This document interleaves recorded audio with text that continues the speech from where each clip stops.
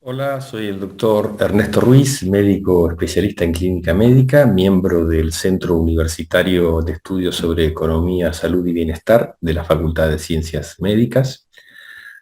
Y vamos ahora a desarrollar una serie de videos sobre cómo presentar trabajos de investigación científica. Los conceptos de este video son aplicables fundamentalmente a presentación de trabajos de investigación, aunque algunos son aplicables a todo tipo de presentación. Y probablemente la mayor parte de los contenidos están muy relacionados a presentaciones de trabajo de tipo más cuantitativos, que a veces son más fáciles de presentar que los cualitativos, aunque mucho de lo que vamos a decir se aplica a cualquier tipo de trabajo. En esta primera parte lo que vamos a ver vamos a hablar un poco respecto al mensaje que vamos a transmitir, vamos a pensar un poco en quiénes van a escucharnos, vamos a hablar de algo que es muy importante, que es el tiempo que tenemos para hacer nuestra presentación. Vamos a hablar con respecto a lo importante que es practicar y con respecto a tener copias de nuestro trabajo. Con respecto al mensaje, quizás esta sería, podría resumir esta parte, lo más importante de la presentación de trabajos de investigación. ¿Cuál es el mensaje principal que quiero transmitir? Esto en realidad es para cualquier tipo de presentación. ¿Qué es lo que quiero? El núcleo de lo que quiero decir. Nosotros deberíamos poder o condensar o resumir en pocas palabras lo central, el núcleo de lo que queremos comunicar. ¿Qué es lo que queremos que los destinatarios de nuestra exposición se acuerden, lo fijen, comprendan? Por supuesto que en un trabajo de investigación va a haber muchos datos. Nosotros queremos que se acuerden de ese trabajo que escuché, decía básicamente, fundamentalmente, principalmente esto. Entonces, si mi trabajo abarca varios objetivos, raro. Puede ser que mi trabajo original presente varios objetivos, pero yo tengo poco tiempo para presentar mi trabajo en las jornadas o en el congreso. O si se utilizó un diseño complejo, por ejemplo, una parte retrospectiva, otra de corte transversal y una parte cualitativa. O hay muchas variables. Si tengo muchas variables, habría que revisar ese trabajo. Tengo que decidir qué aspectos o qué objetivos o qué etapa del trabajo o qué variables principales voy a exponer. Voy a perder en esta decisión de concentrar, pero pensemos que tengo poco tiempo y que tengo que ser claro para que la gente se acuerde de lo que yo quería presentar. Estamos hablando de presentación de un trabajo de investigación en poco tiempo. El informe final, en una charla en el servicio donde yo trabajo o en una charla docente, puedo explayarme más, puedo informar más datos, pero aquí tengo poco tiempo para presentar. Entonces tengo que decidir qué es lo más importante a destacar. En líneas generales podemos decir, título, objetivo y conclusión deberían ser casi lo mismo. Por ejemplo, un ejemplo. Evaluación de la calidad de atención de salud mental en centros de salud de la ciudad de... Objetivo, evaluar la calidad de la atención en centros de salud, la atención de salud mental en centros de... Conclusión, la calidad de atención de salud mental en los centros de la ciudad de fue buena, mala, excelente, o en fin, o en la categoría que yo quiera. Esto sería un ejemplo súper condensado, por supuesto, de presentación de un trabajo, que tiene muchas aristas y que tendrá muchas definiciones y variables y un cuerpo teórico que lo justifica, sin duda. Pero yo tengo que presentar en poco tiempo y esta podría ser una buena explicación de cómo focalizar el mensaje.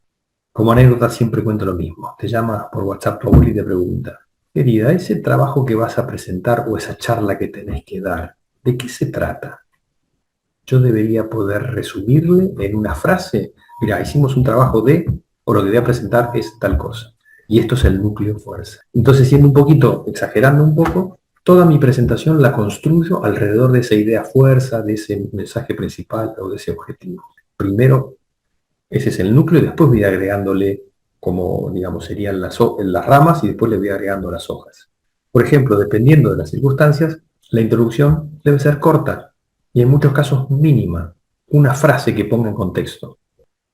La metodología, bueno, a veces es un problema, porque a veces tengo metodologías un poco complicadas o puede haber aspectos particulares de mi investigación que necesiten ser explicados para que se entienda lo que hice. En líneas generales, si hago un trabajo retrospectivo donde evalúe todas los casos de intento de suicidio que se internaron en el servicio de salud mental, bueno, con pocas palabras lo voy a explicar. Si alguien tiene dudas me preguntará, o en una charla posterior ampliaré. En estos 10 minutos tengo que ser súper conciso. Hay que usar la creatividad. Por supuesto se tiene que entender lo que hice, pero con muy pocas frases. Otra cosa muy importante es pensar a quién estoy dirigiendo el mensaje. Se supone, primera parte, que todos los que me van a escuchar en un trabajo de investigación son un público profesional o con formación en el área en que yo voy a presentar. Por supuesto que si yo voy a presentar un trabajo de neurocirugía en el Congreso de Neurocirugía, son todos neurocirujanos. Por lo tanto, hay un montón de cosas que yo voy a dar por obvias.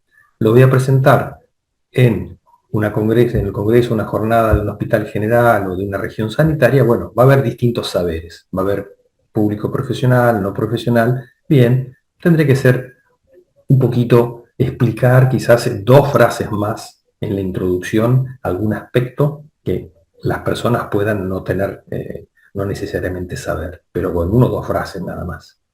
Una cosa que frecuentemente sucede, lo vemos todo el tiempo, es que en 10 minutos de presentación, las primeras 6 diapositivas son de introducción.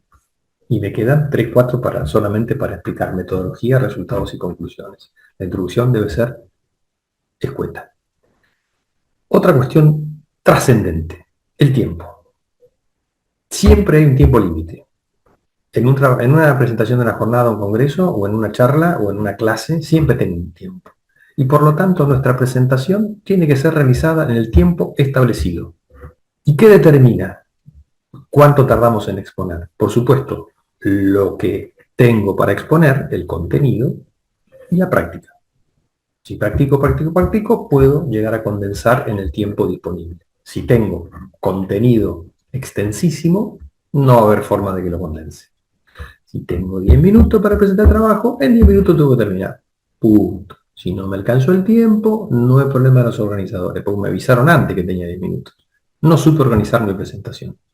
Esto es un concepto que tenemos que tener muy claro. A todos nos molesta cuando una persona está presentando algo y le empiezan a decir, se acabó su tiempo, se acabó su tiempo, se acabó su tiempo. Es muy desagradable también escuchar. Y yo pretendo mostrar 15, 20 diapositivas.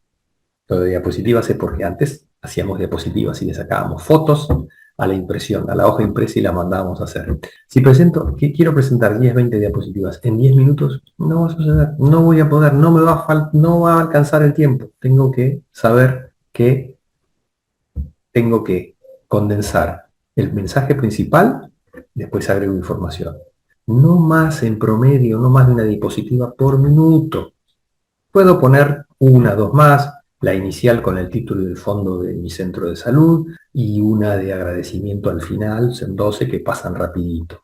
Pero el núcleo son 1 diapositiva por minuto, en líneas generales para cualquier presentación. En una charla docente, en la presentación de una tesis de doctorado, bueno, puede haber un poquito más de tiempo, pero en líneas generales, en un congreso, es poco el tiempo que tengo para presentar. Y cuando ustedes practiquen se van a dar cuenta que esta regla es bastante acertada. Ahora bien, no porque le ponga animaciones y 3 tablas en la misma diapositiva voy a engañar al tiempo, ¿no? Porque cada diapositiva es 1 minuto con la información que tiene esa diapositiva. Si yo le pongo 3 tablas seguidas porque le pongo animaciones, esa diapositiva se me transforma en 2 o 3. ¿Y cómo hago? Practico. Practico, saco, reacomodo. Una vez que practico me doy cuenta que hay palabras que sobran. Entonces la práctica es muy importante. La práctica, fundamental. Siempre importante, necesario, recomendado, practicar cualquier presentación. La del congreso, la de la clase o la de la tesis o la monografía. ¿Qué me permite practicar? Cuando paso la presentación, encuentro errores, encuentro mejoras, encuentro palabras que puedo sacar, conceptos que puedo definir mejor. Además, si lo practico varias veces, ya lo sé casi de memoria y no necesito leer, que es una gran cosa si logro evitar leer. Por supuesto, al practicar puedo ver si me alcanza el tiempo. Si no me alcanza, reacomodo. También puedo evaluar mi oratoria. Uso muletillas, uso mucho vicios de oratoria. Digo, ¿se entiende? ¿No es cierto? Todos las tenemos. Muchas veces no nos damos cuenta hasta que no los escuchamos, ¿no? Entonces, bueno, para practicar me sirve para eso. Por supuesto, siempre es bueno alguna de las pasaditas hacérselas a alguien para que me critiquen sin piedad porque va a mejorar y pulir mi presentación. Como mínimo, 2 veces completas, cronometrando la duración.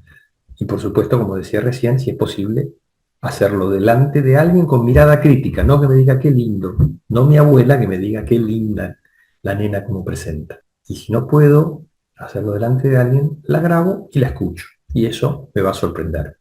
Y otra cosa que es trascendente, copias, copias, copias, copias de respaldo. En la computadora, en el pendrive, en la nube, en el correo. Puedo guardar, es importante guardar en 2 versiones del programa. Guardar en la última del PowerPoint y la versión anterior. Porque cuando voy a hacer la presentación, quizás en ese lugar la computadora tiene una versión anterior. Entonces tengo que tener 2 preparadas. Y otra cosa muy importante, ir guardando la presentación a medida que la voy armando, guardar, guardar. A todos nos ha pasado que trabajamos 1 hora en la presentación, no la grabamos y perdimos todo el contenido. Bien, fin de la primera parte y ahora viene la segunda, que es la más interesante.